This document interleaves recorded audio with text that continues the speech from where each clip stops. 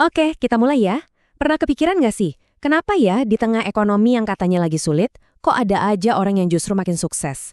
Nah, dalam pembahasan kali ini, kita bakal bedah tuntas wawasan dari video Jijolok buat ngasih panduan yang benar-benar praktis buat siapapun yang mau mulai usaha di tahun 2026.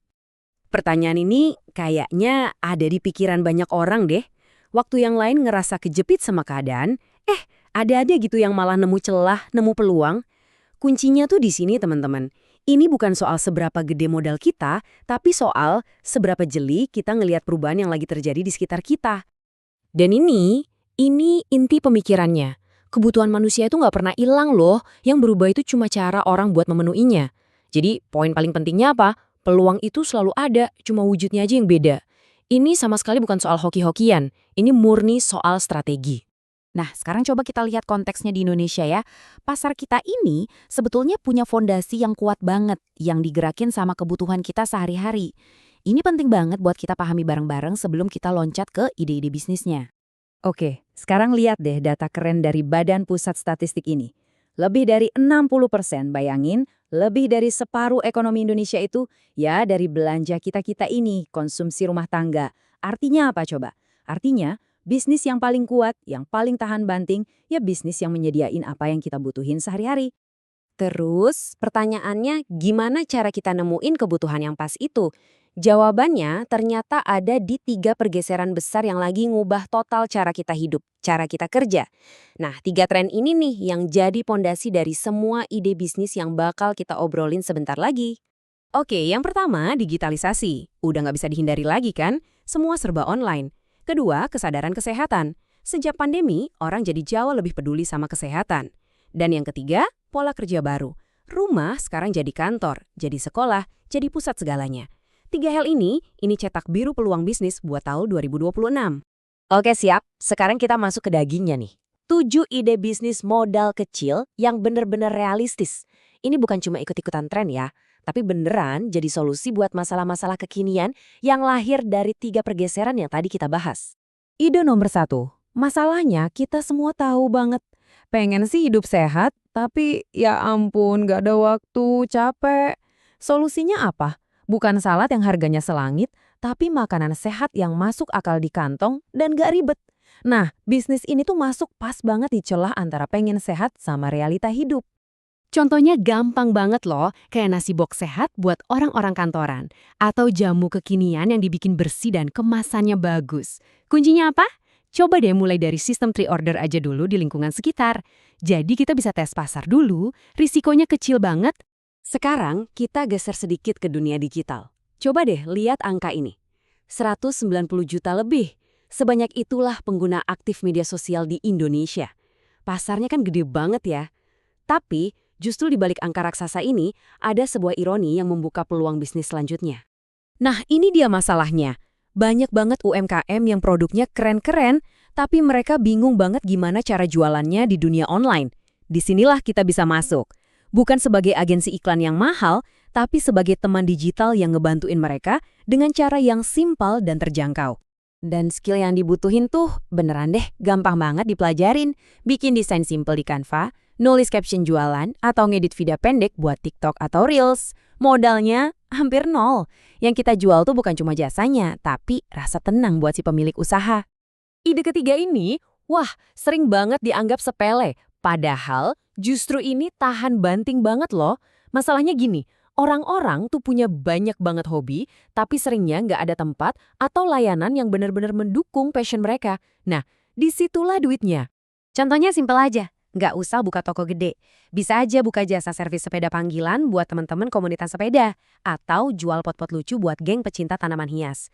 Bisnis kayak gini tuh lahir dari rasa suka, bukan cuma butuh. Makanya pelanggannya bisa loyal banget. Lanjut, ide keempat. Realitanya gini, orang-orang tuh butuh banget ilmu yang bisa langsung dipakai kerja. Ada gap yang gede banget antara yang dibutuhin di dunia kerja sama yang diajarin di pendidikan formal. Yang ya kita tahulah lama dan mahal.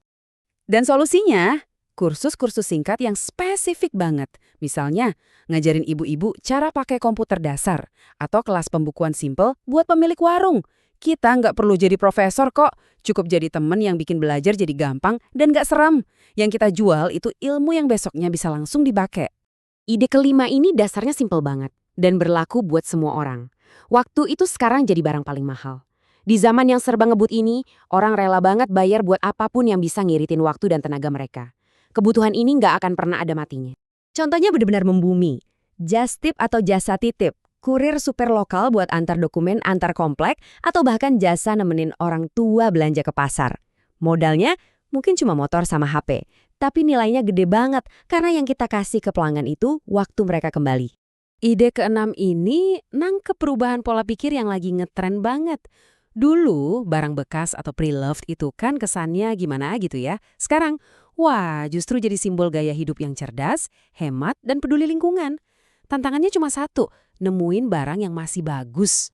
Makanya kata kuncinya itu kurasi. Maksudnya, jangan jual semua barang campur aduk.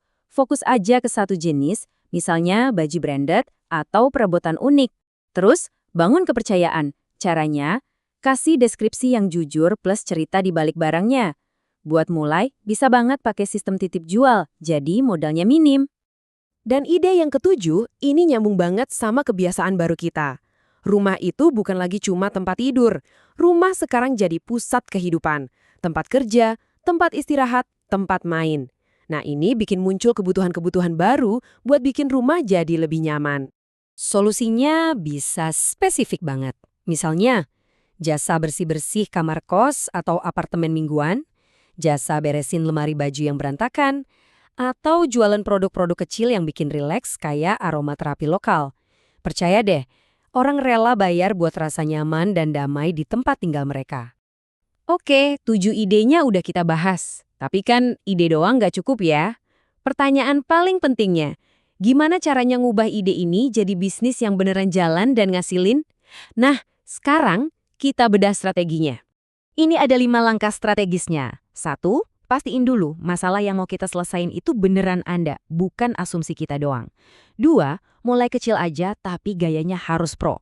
3, dari awal harus udah punya pembeda, sekecil apapun itu. 4, pakai media sosial itu buat cerita, bukan cuma buat jualan. Dan 5, ini yang paling sering dilupain. Pisahin duit pribadi sama duit usaha dari hari pertama. Wajib. Jadi, setelah kita lihat semua peluang dan strateginya, sekarang tinggal satu hal lagi nih yang harus dilakuin. Pesan intinya tuh sebenarnya kuat dan jelas banget. Ini dia, di tahun 2026 nanti, yang sukses itu bukan yang rencananya paling sempurna, tapi yang paling konsisten ngerjainnya. Penyakit banyak orang itu bukan kurang ide, tapi kelamaan mikir, kelamaan nunggu, sampai akhirnya momentumnya lewat. Sukses itu buat mereka yang berani jalan sambil belajar di tengah jalan. Dan sekarang pertanyaan terakhir buat Anda. Dari 7 peluang tadi, mana nih yang paling klik buat Anda? Mana yang paling cocok sama minat dan keahlian Anda? Pilihannya ada di tangan Anda. Dan waktu terbaik buat mulai? Ya sekarang.